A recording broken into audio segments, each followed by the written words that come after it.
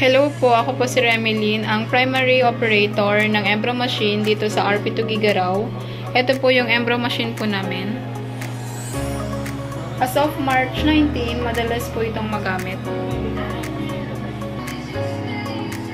Naka 84 pieces kami na run last week. Nagpahinga po ito ng March 17. Bihira pong magpahinga.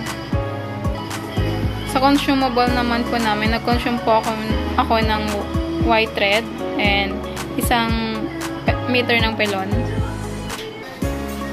Nandito naman po yung mga in-use supplies po namin. Yung Embro tools.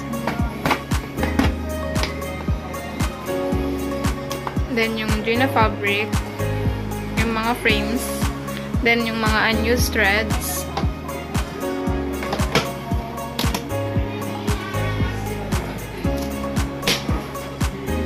And yung pelon po. Updated po itong inventory as of kahapon. Wala po kaming kulang, enough stock po kami. Wala po kaming sobra dahil ang projected inventory namin ay dapat ay good for 7 days. Ang bihira pong magamit dito ay ang pink and brown.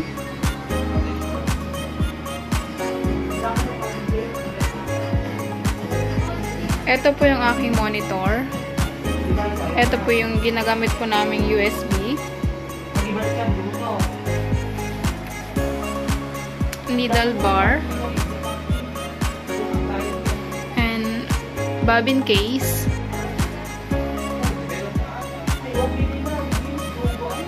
Nasa good condition po ang needle alignment.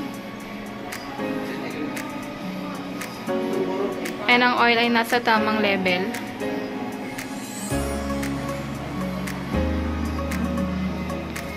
At yung AVR po namin.